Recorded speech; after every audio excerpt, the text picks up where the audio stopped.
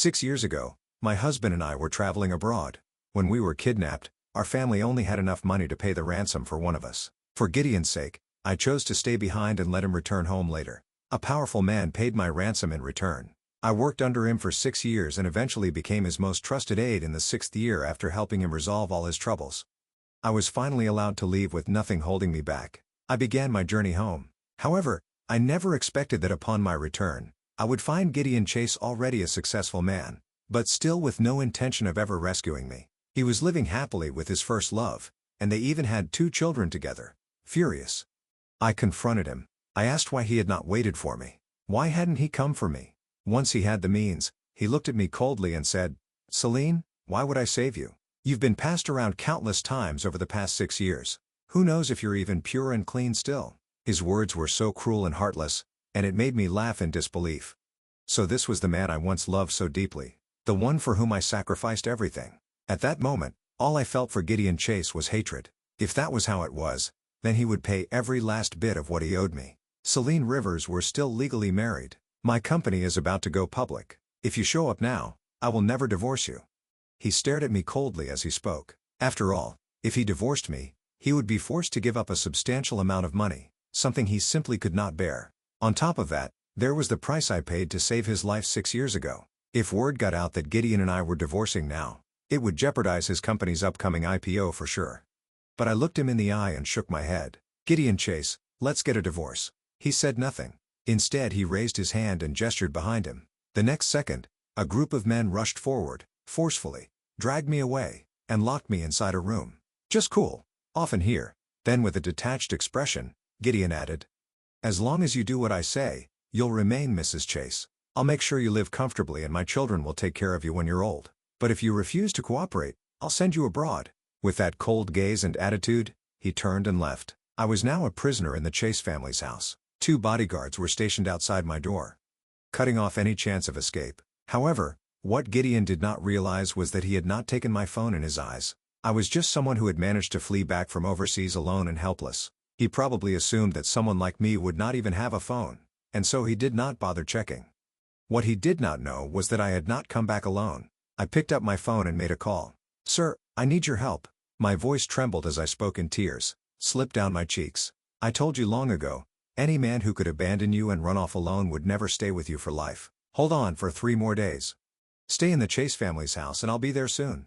His voice rang through my phone. It steadied me, grounding me. What Gideon never knew was that on the very day he was rescued, my boss had already appeared before me. Not only was I untouched during those years, I was treated well, exceptionally well. In fact, my boss rewarded me handsomely. I now had more wealth than Gideon could ever imagine. The only unfortunate thing was that he no longer had anything to do with me.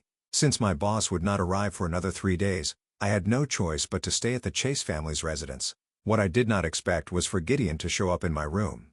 That very night, he sat across from me, stared into my eyes and said, "Celine, as long as you behave and wait until my company goes public, I'll divorce you.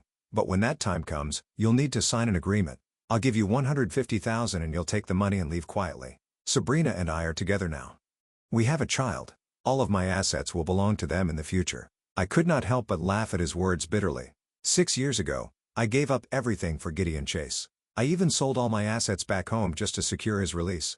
I still remember how, before he left, he held me tightly and promised to raise the money to save me. Once he was back, he swore he would wait for me no matter what. And yet what did he do?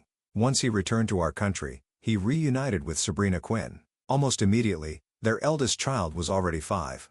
That meant he never intended to rescue me after he returned home. The truth was he had already decided I was tainted and unworthy of him. But if it were not for him, would I have ended up in that situation? He was the one who insisted we go on that trip. I did not even want to go, and the ransom money that saved him, that came from selling my own home now facing him again. I scoffed. "Gideon, I understand perfectly. Just 3 more days. That was all I needed." I knew my boss had powerful contacts in this country. Once he arrived, everything would fall into place. As for Gideon Chase, he meant nothing to me anymore. "Fine. Sign this." He handed me a document. I glanced over it. The agreement allowed for our divorce, and he would pay me $150,000 in compensation without hesitation. I signed it. "I've signed the divorce papers."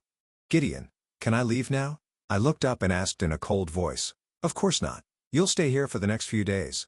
You can leave after my company goes public. He looked back at me indifferently as he spoke. After saying that, Gideon stood up and walked out of the room. The 2 bodyguards stationed at the door stepped forward and blocked my path, making any attempt to leave impossible. I looked at Gideon's retreating figure and shook my head in silent resignation. I knew he would not let me go at a time like this. Left alone in the room, I sat in silence, thinking about everything I had sacrificed for Gideon. Tears streamed down my face uncontrollably. I had given this man my youth, only to end up abandoned and imprisoned like this. After crying until I was exhausted, I realized I was starving and I had not eaten anything all day. I opened the door planning to ask for some food, but the moment I stepped out, the 2 bodyguards stopped me again. I need something to eat, I said, flatly. They looked at me coldly and shook their heads, saying nothing. They ignored my request completely, refusing to let me pass. At that moment, the chill in my heart deepened. He had forced me to sign divorce papers and put me under house arrest, and now he would not even offer me a single bite of food. Just as I was about to argue with the guards, a woman entered the room carrying a basin. She looked at me with a bright, almost mocking smile. Behind her stood 2 children. The 2 kids stared at me with open curiosity. Then the older one, Gideon's son, pointed at me and asked loudly, "Mommy, is this the bitch you told us about?" Hearing his words, I stared coldly at the little boy in front of me and said, sharply, "I'm not a bitch. Your mother is. You're the bad one. You tried to steal my dad, and now you're calling my mom a bitch. I'll beat you up." As he spoke, he lunged at me, his small fist swinging toward my body. I looked at the boy without a trace of emotion and pushed him away. He fell to the ground and immediately burst into loud, pitiful cries. Sabrina's expression darkened. Without hesitation, she turned to the bodyguards and snapped, "Hold her down," at her command. The bodyguards forced me to the floor. Sabrina stormed up to me and slapped me twice across the face. Pain stung my cheek, but I glared at her unyielding. "Celine Rivers, let me tell you the truth. Gideon and I are the ones truly in love. Do you really think he ever loved you? You don't even know the truth, that the kidnapping was all a setup. Gideon planned it with the kidnappers. He knew you would give up everything for him, so he used that to his advantage. Do you know what he did after you paid the ransom? He took back half of it. That money became the foundation of his business empire." Today Sabrina looked at me with an icy smile and said, coldly, "Because at that time I was already pregnant with Gideon's child." At those words, my expression darkened even further. I had not expected that everything had been orchestrated by Gideon himself. So back then, every sweet word he said to me was a complete lie. "Celine, you must have been sold countless times in a place like that, right? I bet you're excellent at serving men. Women like you are only fit to live like dogs." As she looked at me and spat up those cruel words, a basin was placed on the ground before me. I watched as she took out a bowl filled with dog food and poured it into the basin. Her voice was cold as ice as she spoke. "People like you don't deserve real food. You only deserve this." Then without warning, she slapped me across the face before I could react. She grabbed a handful of dog food and stuffed it into my mouth. I struggled to spit it out, but she clamped her hand over my mouth tightly, forcing me to swallow. At this moment, Sabrina leaned close to me and hissed, "Celine, let me tell you something. Gideon won't be back for the next 2 days. You better behave and stay right here. And as for food, this is all you're worthy of." With that, she flung the rest of the dog food at me. The little boy watched as his mother pressed me to the floor and shoved handfuls of dog food into my mouth. He burst out laughing. Clapping gleefully. "Serves you right, bitch, you should eat dog food. You're just a stray and no one loves you and you still want to steal my dad from my mom." Still unsatisfied, he ran up to me and stomped on my face with his tiny feet before turning and walking off proudly. Sabrina looked down at me one last time and said, mockingly, "What? Can't handle this? You should be used to it by now. No, in a place like that, serving men day in and day out, this is just your normal life, isn't it?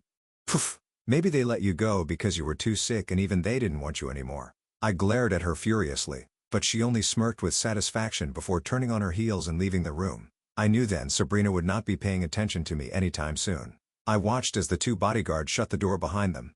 Once I was sure they were gone, I quietly took out my phone and called my boss. "Sir, they won't even give me food."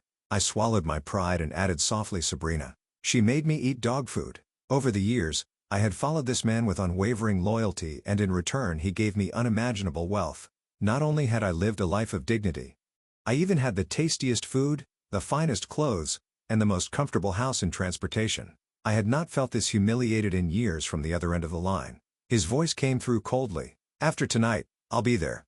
You'll see me with your own eyes." I could hear the anger boiling beneath his words. After hanging up, I quickly hid my phone. That device was the last thread keeping me connected to hope. I did not call the police. I knew it would be useless even if I did. Gideon would find a way to trap me here. He could easily claim I was mentally unstable after the trauma abroad, and once the police were gone, the consequences for me would be far worse. So I endured the hunger and silence, and eventually drifted into a deep sleep. By early morning, I saw Gideon again. The moment he stepped into the room, he slapped me across the face. "Celine, you vicious woman," he roared. "How dare you lay a hand on my son? So what if I didn't rescue you? That doesn't give you the right to hurt a child." His expression grew darker as he spoke, and a harder slap landed again after that. Slap my cheek, swelled instantly. When I tried to open my mouth, it was filled with a metallic taste of blood. I knew that my lips were bleeding from the force of his hit, but even after seeing me like this, Gideon did not stop. Without hesitation, he stepped forward and kicked me hard. The blow landed on my stomach and pain twisted my face as I let out a cry. Gideon's kick landed hard and I crumpled to the floor with a sharp scream. Even seeing me curled up in pain, he showed no mercy. Instead, he continued to punch and kick me without restraint. His son stood at the doorway clapping and cheering excitedly. "Yes, that's right. This bitch needs to know how strong I am. Dad, you are amazing. You made her cry." The boy kept applauding, his face lit up with twisted delight. Then Gideon grabbed a fistful of my hair and growled viciously. "Celine, listen carefully. If you ever touch my son again, I'll kill you." I looked up at him, fear clouding my eyes. He was completely insane. "Dad, let me hit her next, beat her to death." "Now," the boy shouted, pointing at me with cruel enthusiasm. Hearing his son's words, Gideon turned to him with a smile and nodded. "Of course, my good boy, don't worry. Daddy will make sure this woman learns her place today." Then he glared back at me, raising his hand to strike again. At that moment, all I could feel was raw terror. Even when I had been kidnapped, the abductors had not been this brutal. I truly believed I might die here, beaten to death by the man I once trusted. Just then, Sabrina's scream pierced the air from outside the room. "Who are you? How dare you break into my house?"